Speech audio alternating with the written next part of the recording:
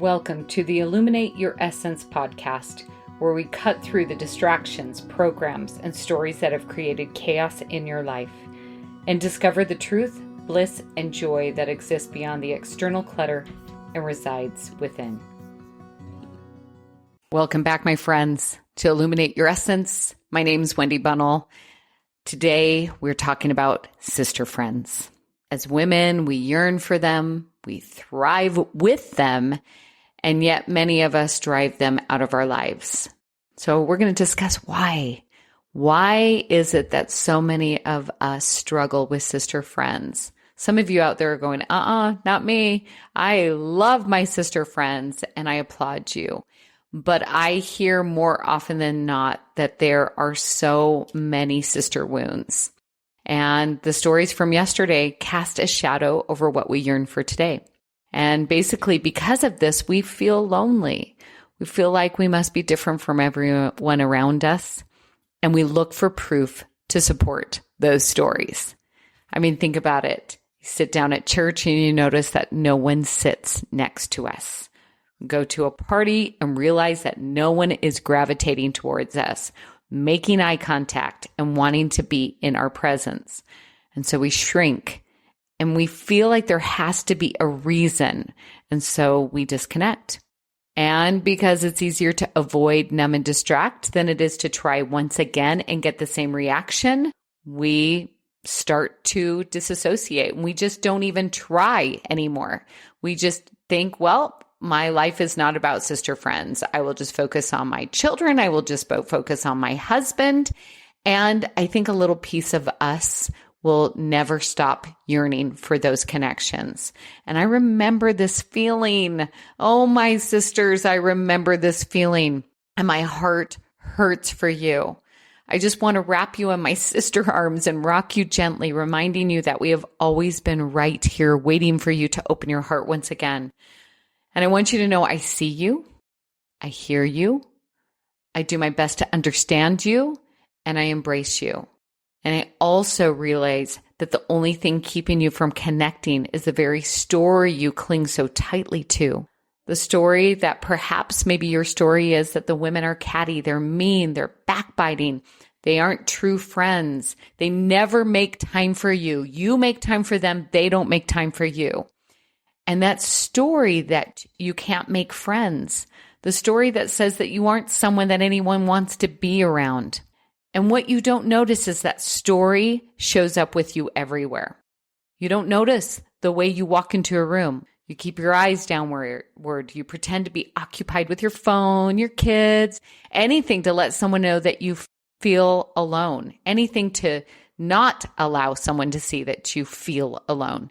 You want to pretend that nothing is bothering you and that you're distracted.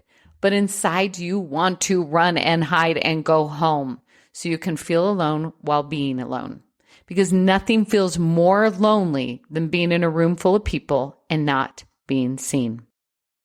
That energy of being afraid is carried into that room and filters through it like a plague.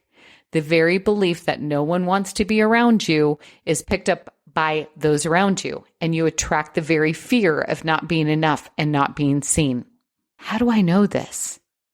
Because I've lived this, because I have felt this.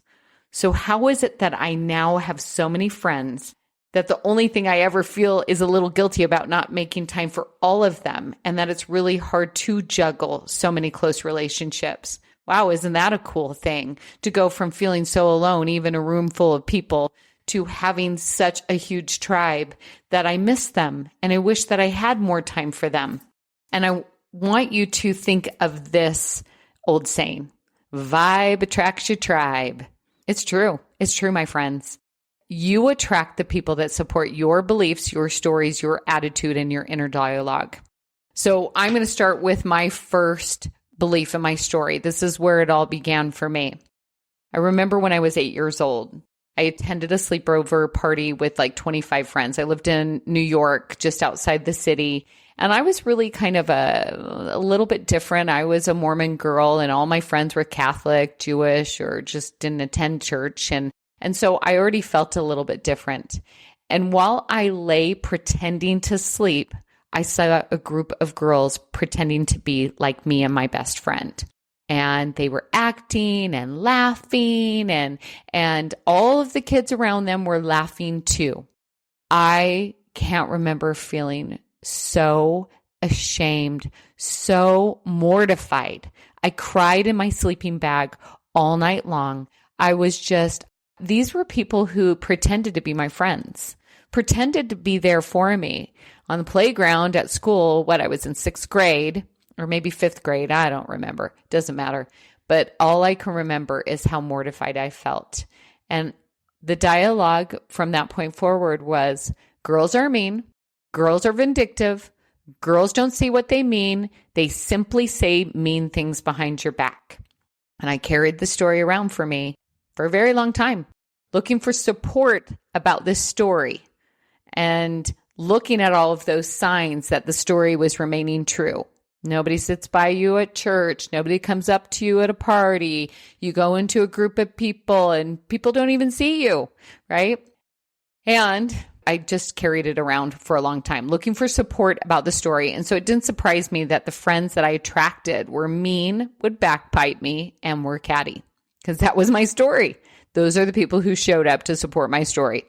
And once I got married, I focused on my family and my life. And I just simply avoided interacting with women unless it was my sister-in-laws or it was my own sisters. And even then, I would see some of them talk behind the other's back. And I started to realize and think that this is simply what women do. This is how they do life. And I just didn't like it. Years later, I would start to go down the road of personal development and learn how to change my thoughts so I could create a different life and different story and a different dialogue. I started to realize that everything I was seeing in others was simply a projection and a mirror of what I was doing myself. Was I mean to myself? Absolutely. I said things to myself that I wouldn't dare utter to another human. Was I unsupportive? Oh, heck yeah. I was always last on the list. Everyone else's needs came way before my needs. And how about vindictiveness? How many times would I self-sabotage myself and not do something my heart was passionate about? How many times was everybody else more important than me? And honestly, how could I trust others when I couldn't even trust myself, especially not myself? So I decided to change my story. I started showing up for myself. I started to keep my word.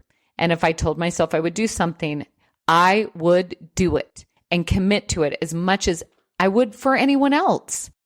And I started to see myself different. I didn't have the need for someone outside of myself to validate me because I validated myself on a daily basis. And I want you guys to know, this wasn't like overnight, okay? You don't unprogram something that has been so deeply rooted in your heart and your soul just overnight. It was baby steps. It was the next book, the next way of discovering what I was thinking, becoming the observer, starting to see myself as a spirit and a soul more than this body and human experience. And I started to see what I was thinking and going, wow, well, that's pretty warped. And, or I would even laugh, wow, you're a funny little story maker, aren't you, Wendy? And I didn't need someone else to love me. I would receive love, but I didn't yearn for it because I knew I could provide the love along with the divine, and there was a never-ending supply. And guess what? I started looking up when I entered a room. I started looking at people in the eye, inviting them to approach me. I looked confident because I felt confident. And people are attracted to confidence. They want to be around high vibration. They want to feel good. They yearn to feel good. And so women started to connect with me once again. They were excited to be with me, and my heart was opening to receive their love and give love back. And I started to have sister friends once again. But this time, it was the right friends. Friends that show up for me. Friends that make time for me. Friends that I know are a soft place to land no matter what is going on in my life. Those are the friends. And you know what's so beautiful is that we have a rule in my friend group that there is no gossip. There is only support. There is only lifting each other up. And if anybody brings an idea to the table that they're excited about, we are to celebrate with them. Even if inside we're like, oh, good luck with that. We celebrate, we encourage, we cheer, we advocate, and they do it in return. And it's not because of me looking different, getting different clothes, getting a different house, getting a different car. It's because I am different and I changed my story. My story was no longer that women were catty and backbiting and mean.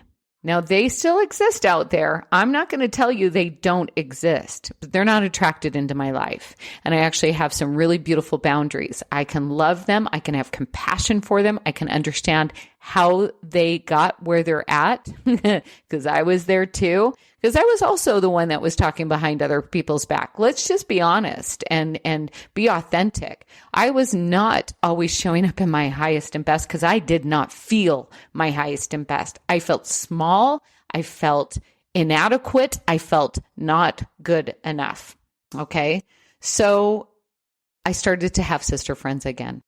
And the emotional baggage of yesterday was disposed of and left me open to moving forward with ease and joy and love. And those emotions have invited them to come back to me.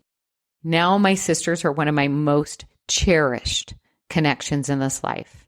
It was my sisters that held space for me to heal sexually and allow the last bit of energetic ties with my violators to disappear into the light and the love they provided me.